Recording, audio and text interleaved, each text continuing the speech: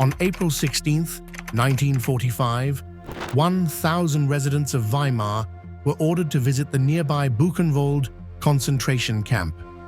There, they met the most horrific sight of their lives. Residents of Weimar and others present saw dead bodies, 2 shrunken heads, human skins and organs, and objects, including a lampshade made from human parts. Some of them fainted as others cried. The main perpetrator for many of these heinous crimes is Ilse Koch, and this is the story of how she went from a sweet little girl to a monstrous murderer and the Witch of Buchenwald.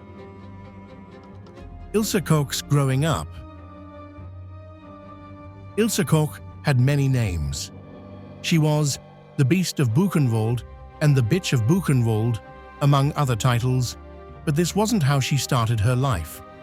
Ilse was born on 22 September 1906 as Margarete Ilse Koch to Protestant parents in Dresden, Germany. She had 2 brothers, and their father was a former military commander who became a laborer while the mother was a housewife. In elementary school, she was known to be polite and happy. Neighbors also referred to her as friendly. She was enrolled in an accountancy school at the age of 15 and got employment at a cigarette factory as a secretary and bookkeeping clerk in the 1920s, when the German economy was still suffering from the effects of the First World War. In the year 1932, at the age of 25, Ilse joined the Nazi Party after being drawn to the movement through engagements with some members of Dresden's local SS detachment. She came from a poor home and might have believed the Nazis, who promised to help the lower class and take Germany out of their economic hardship. The poor and uneducated considered fascism a way out of their problems. Ilse, like others, began to believe in the idea of an Aryan master race that could rule the world. She was attracted to these confident and ambitious men in uniform who considered themselves the most elite races. In considering themselves a race above others, they had rules designed to help them maintain that, one of which stipulated marriage to only pure Aryan women. This boosted the coming together of Ilse and her future husband Karl. Karl Otto Koch. Ilse met her future husband, Karl, through the same SS detachment that made her join the Nazi Party. The Nazi Party came into power on the 30th of January, 1933, with Adolf Hitler as the leader, and in May 1934, Ilse met Karl Otto Koch. Karl was 9 years older than Ilse and had already got divorced from his former wife, who didn't agree with Karl's Nazi beliefs. Karl also had a criminal past for theft, and he grew up serving as a police informant alongside his brother. Before Karl became an SS officer, he was a prison warden in Berlin, where he perpetrated inhumane acts like forcing prisoners into doghouses and ordering them to eat like animals. Whenever Koch was around, they were to bark on their knees like dogs, and anyone who refused to do this would be beaten. Koch shoved hot coals into the backsides of offenders. The Nazis considered his sadistic torture methods a unique skill set and thought it could be useful in concentration camps against the Nazi enemies. Ilse Koch also enjoyed Karl's reputation and wanted to be a part. More than 2 years after they met, on September 1, 1936, Karl and Ilse were rewarded for joining the party early. Karl was appointed the commandant of Sachsenhausen, and he took Ilse with him. Thus, he transitioned from a life of criminality to one of authority and power in a short time. The couple saw a real opportunity to wield immense power, and boy, did they take full advantage. Sachsenhausen was one of the largest concentration camps used by the Nazis in Germany, and it was where the couple tied the knot. But first, Karl and Ilse had to seek permission from the authorities, who examined them to ensure they would give birth to pure offspring. On the 25th of May, 1937, Karl and Ilse got married. Their marriage produced 3 children. One son named Artwin was born in 1938, and 2 daughters, Gisela and Gudrun, were born in 1939 and 1940, respectively. Meanwhile, there was something strange about their marriage. They had an open relationship, one which Ilse took full advantage of, as she had affairs with multiple SS officers and their wives. The affairs would later bring down the whole of the couple's dynasty, but it was the atrocities they committed that fueled the downfall. The Koch's many atrocities. Witnesses who were present at the Sachsenhausen camp compound shared numerous testimonies about how Ilse Koch abused prisoners at the camp, although she will later deny ever stepping foot in the compound. Survivors at the camp recounted how Ilse Koch would watch the prisoners from her window, looking for anyone who wasn't working to her satisfaction and shouting at them. Sometimes, the inmates only had to look in her direction to receive the same treatment. Many times, that wasn't enough for her.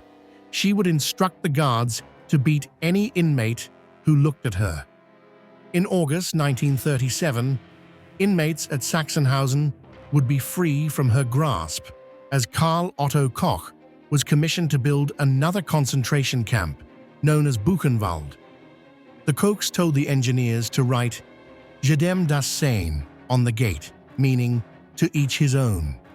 This was their way of rubbing salt on the injuries of the prisoners, that they deserved the ill treatment they got in the camp, because they genuinely believed these were lesser humans to them. Buchenwald, after its establishment, was the largest concentration camp within Nazi German borders, but it didn't have gas chambers like some other camps. The inmates were mainly used for slave labor. When the Second World War began in September 1939, Buchenwald served as a main camp with 88 other camps under its jurisdiction. Buchenwald was responsible for administering prisoners to all the other sub-camps. Originally, none of Buchenwald and the camps under it had female inmates, but this changed in 1943, with a significant increase the following year. This was because the authority of some Ravensbrück concentration camps in charge of women were passed on to Buchenwald. At Buchenwald, Ilse never did anything by herself. Instead, she used the prisoners as slaves and soon became bored. So, she started looking for new interests. Ilse engaged in extramarital affairs with SS officers, including Dr. Waldemar Hoven and Deputy Commandant Hermann Florstedt. She also sexually humiliated prisoners from time to time. This was helped by Karl Koch, who gave an order in 1941 that Ilse's orders were to be followed as if he were the one who gave them. Thus, she became the Kommandus of Buchenwald and wielded her enormous power every time to the detriment of the prisoners. She enjoyed the sexual humiliation of the sex-starved prisoners and ordered them to serve her while she wasn't covering herself. She even specifically requested to be served by young boys who likely couldn't control their sexual feelings. In February 1938, the SS guards were to search the clothing and prison cells of inmates, which meant the prisoners would stand naked in the open for 3 hours. As this was going on, Ilse and 4 other wives of SS officers stood at the fence, staring sexually at the naked men. She would also walk around the concentration camp wearing skimpy clothing. Other times, she would dress provocatively by showing her cleavage or strip to her lingerie to lie down in front of the yard. This was an attempt to tempt the inmates to look at her, and when they did, they met very serious punishments. Some of the prisoners who dared to make eye contact with her were shot in the head by the guards on her order. Others were beaten. When she wanted more, Ilse would force male inmates to rape the women in the prisons while she watched. Most Nazi concentration camps had some form of human experimentation going on, and Buchenwald was not an exception. They would poison prisoners in experiments designed to find an antidote. They were also giving homosexuals different chemicals that were supposed to make them straight. Around this time, Ilse Koch became obsessed with tattoos and thought they should conduct tests on them. She met one of the camp doctors, Erich Wagner, and suggested he carry out experiments to see how tattoos affected or influenced criminality. Wagner knew this was not authorized by Nazi top officials, and that getting a permit for such an experiment would be impossible.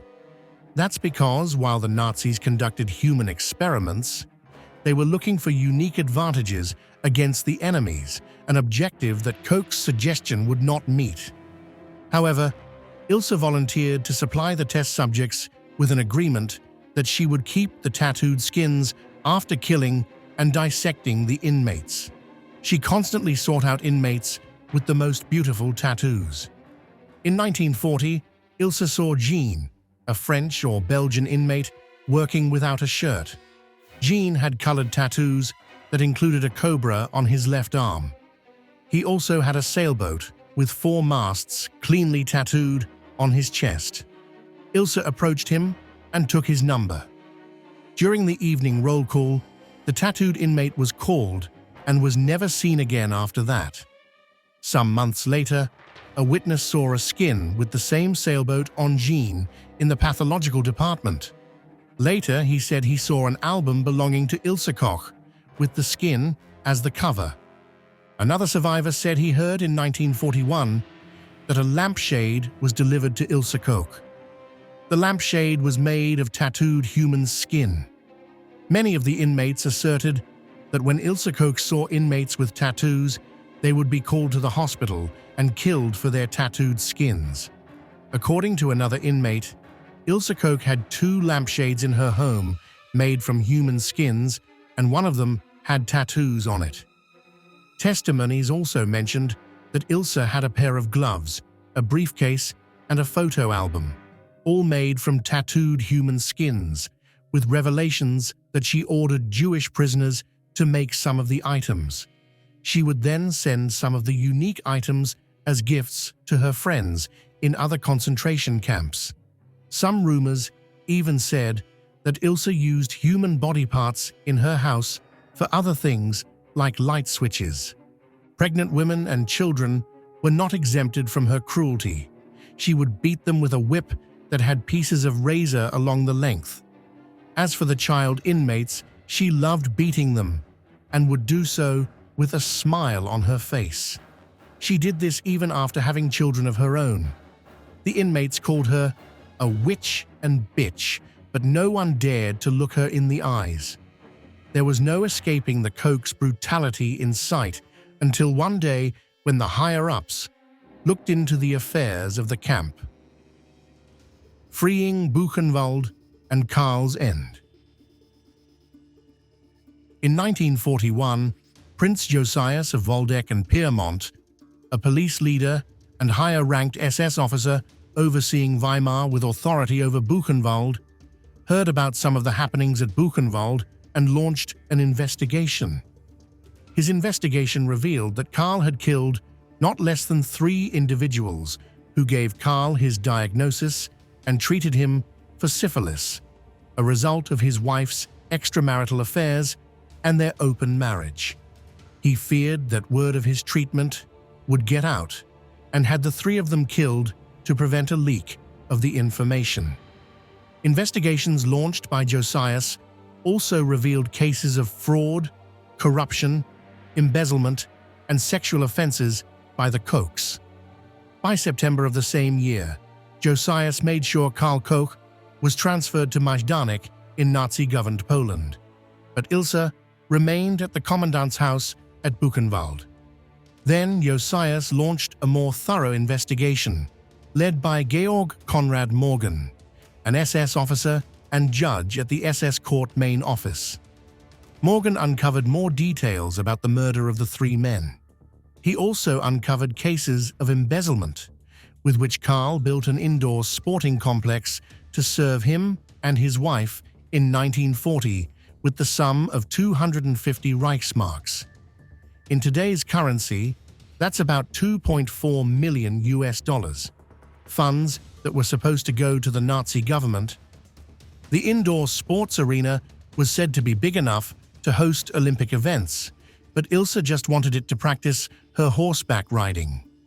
Karl Koch and his wife Ilse also bought a car and operated a Swiss bank account with money collected from the prisoners. In total, the Kochs mismanaged more than 700 Reichsmarks, an equivalent of almost $7 million. In August 1943, Karl and Ilse were arrested and charged with unsanctioned murder of prisoners and embezzlement. After being tried by an SS court, Ilse was acquitted due to lack of evidence, but Karl was sentenced to death. He was killed by firing squad on the 5th of April, 1945. 3 days later, on 8 April of the year 1945, prisoners in the Buchenwald concentration camp secretly got hold of a shortwave transmitter and a small generator to power it.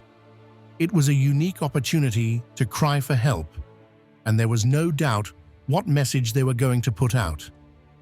To the Allies, to the army of General Patton, this is the Buchenwald concentration camp. SOS. We request help. They want to evacuate us. The SS wants to destroy us. This was the content of their message sent through Morse code without much hope. Barely some minutes later, they got the reply that elicited widespread jubilation among suffering prisoners. "Hold out. Rushing to your aid. Staff of 3rd Army," read the reply. 3 days after the reply, on April 11th, the United States 6th Armored Division swoops in to free the prisoners. They freed over 20,000 weak survivors. After seeing the horrors that had happened in Buchenwald, it became clear that documenting the atrocities would be crucial for getting justice against the perpetrators. But that wasn't enough for General Patton. The general knew the Nazis would not hesitate to sweep everything under the carpet, claiming it was only propaganda. So, he made sure they couldn't do so by getting in more witnesses from the nearby town of Weimar. An order was sent to the mayor to bring 1,000 residents to the scene of the horror. Some of the liberated prisoners prepared a table lined up with evidence for the visitors. On the 16th of April, 1945, the people of Weimar saw 80,000 people stuffed into an establishment that was supposed to house 8,000. They saw multiple dead bodies, starved prisoners, 2 heads shrunken to a fraction of their original size, several wet specimens of human skins and other organs, tattooed skins, and several objects like books, lampshades, and trinkets made from human skins. Many of the residents from Weimar could not contain their shock, and many cried while others fainted. The pictures of the evidence were also publicized worldwide. Meanwhile, the Americans began looking for Ilse after hearing about her exploits from the survivors. On 25th May 1945, some of the skins were taken for examination. Major Reuben Cares, the chief pathologist of the 7th Medical Laboratory in New York, and his team concluded that all 3 specimens were indeed tattooed human skins. Ilse's downfall and trials. After her husband's death, Ilse spent the last days of the war at Ludwigsburg with some members of her family. She had a strange lifestyle, which included sexual excesses and drunkenness. So, her family launched processes to withdraw her children from her. This would not be possible due to the ongoing war until June 1945, after she was arrested by United States authorities. Ilse was tried alongside others at the Buchenwald trial, which was held at the internment camp of Dachau, starting on the 11th of April, 1947. There were 31 defendants, but Ilse Koch was the only woman among them. During the trials, Ilse denied knowledge and involvement in the abuse and murder of prisoners. She told the court she was nothing more than a loyal SS wife and mother who rode horses and went on holidays. She said she never suggested how to run the camps or treat prisoners to her husband, but witness testimonies proved otherwise. One witness testified that after drinking a glass of wine in June 1940, Ilse reported him to Karl Koch, who ordered him to be beaten and forced him to run several times along the pile of rocks barefooted. He said the guards also gave him 25 lashes with a stick and hung by his arms for 3 hours in the camp prison. In her defense, Ilse claimed the prisoner scattered her house, smashed bottles and other glassware, forcibly broke into her cabinet to scatter her clothes, and was later found lying completely drunk in the basement. She reiterated she called the attention of her husband to the incident, but never suggested giving him or any other inmate any type of punishment. The prisoner also testified that in 1940, he was digging a ditch with a Czech chaplain, and Ilse came to them wearing a short skirt and no underwear. "What are you doing looking up here?" Ilse inquired, before beating them with her riding crop. The Czech chaplain bled from his nose, but again, Ilse denied this. She told the judge she never carried a riding crop or rode a horse without the complete dress. According to another witness, Ilse Koch reported him to her husband in 1941, saying, "This dirty pig dared to look at me." In response, Karl Koch beat the inmate so severely that guards had to carry him away. He mentioned that Ilse was present throughout the proceedings. Another testimony said, Karl kicked and beat an Austrian prisoner in 1941 in the presence of Ilse, who remarked, "Have a look at this dirty swine off there, too lazy to work. I don't want to see him anymore. All he does is stare at you anyway." One day, Ilse Koch saw an inmate who had diarrhea relieving himself, and she ordered the SS officers to put a stop to it. The SS officers proceeded to overwork the man until the inmate collapsed. He died the next day. According to another freed prisoner, Ilse Koch reported that some inmates working close to her house have picked berries. The punishment for 5 of them was 25 lashes, while others received blows on their naked bodies.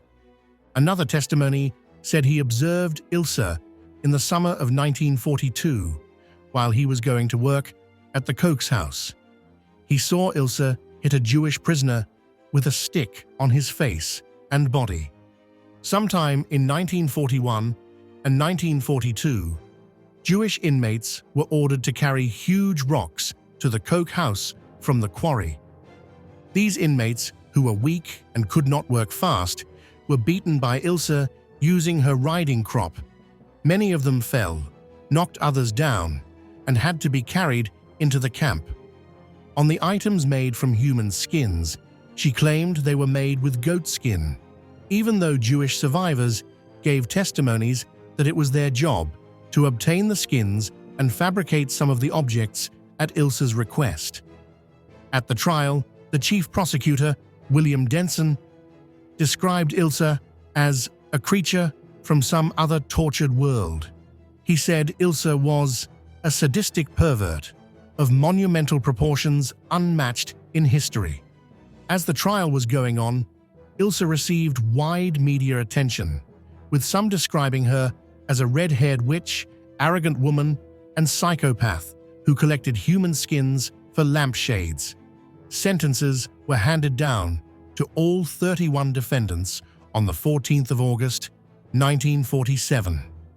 Ilse bagged a life sentence. According to the chief prosecutor, Ilse should have been sentenced to death, but only got life imprisonment because she was in the advanced stage of the pregnancy of her 4th child. 2 months later, in October 1947, she gave birth to a son named Uwe. The father was a German prisoner. General Lucius D. Clay, the U.S. military governor, reduced her sentence to only 4 years, citing a lack of substantial evidence, but a general outcry quickly followed. She was then indicted by a German court on 135 cases.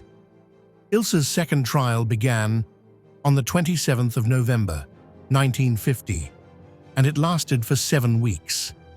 During the second trial, the prosecution brought 200 witnesses while the defense brought 50.